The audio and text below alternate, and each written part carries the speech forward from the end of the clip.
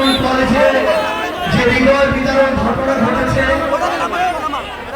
আমরা নিষ্পাপ ছোট ছোট সন্তানদেরকে হারিয়েছি, ভাই বোনদেরকে হারিয়েছি।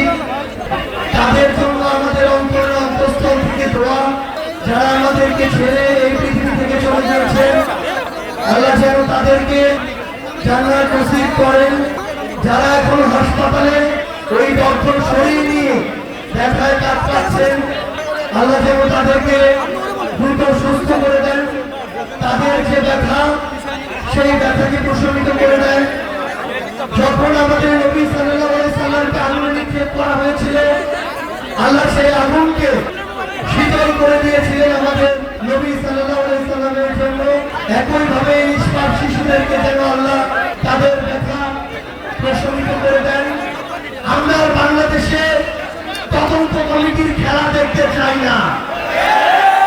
আমরা দেখতে চাই এই অভ্যুত্থান পরবর্তী বাংলাদেশে এই তদন্ত কমিটিগুলো প্রত্যেকটা ঘটনার পিছনে কোন ব্যক্তিগুলো দায়ী, কোন সিস্টেম দায়ী, কোন প্রতিষ্ঠানগুলো দায়ী, সেগুলো খুঁজে বের করে তদন্ত সাপেক্ষে তাদেরকে যেন শাস্তির আওতায় নিয়ে আসে।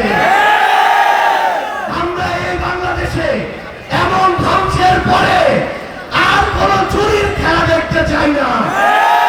প্রত্যেক আমাদের আহত ভাই বোন, যারা আমরা যাদেরকে হারিয়েছি, তাদের পরিবারের পাশে এই সরকারকে নিজের সর্বোচ্চটুকু দিয়ে দাঁড়াতে হবে। তাদের ওই নিষ্পাপ সন্তানদেরকে ফিরিয়ে দেওয়ার মতো সামর্থ্য এই পৃথিবীতে আর কারো নেই।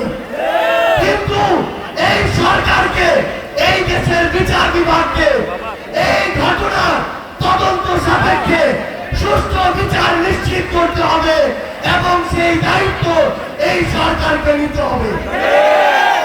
আমরা স্পষ্ট করে ঘোষণা দেই, আমাদের অনেক লোক থাকতে পারে, ফ্যাসিস্ট বিরোধী যারা লড়াই করেছি, মত পার্থক্য থাকতে পারে, কিন্তু সেই সুযোগ নিয়ে আওয়ামী লীগ এবং তাদের দোসর আমাদের মধ্যে ঢুকে অরাজকতা তৈরি করবে, সেই সুযোগ আমরা এই বাংলাদেশে আর দিব না। আমাদের মধ্যে রাজনৈতিক আদর্শ ভিন্ন হতে পারে, আমাদের নাম ভিন্ন হতে পারে। আমরা বিএনপি, জামাত, এনসিপি, ইসলামী আন্দোলন বাংলাদেশ, গণ অধিকার পরিষদ এমন বিভিন্ন নামে রাজনৈতিক লড়াই করতে পারি, কিন্তু যদি আওয়ামী লীগ প্রশ্ন আসে, তাহলে আমরা ঐক্যবদ্ধভাবে এই সকল সন্ত্রাস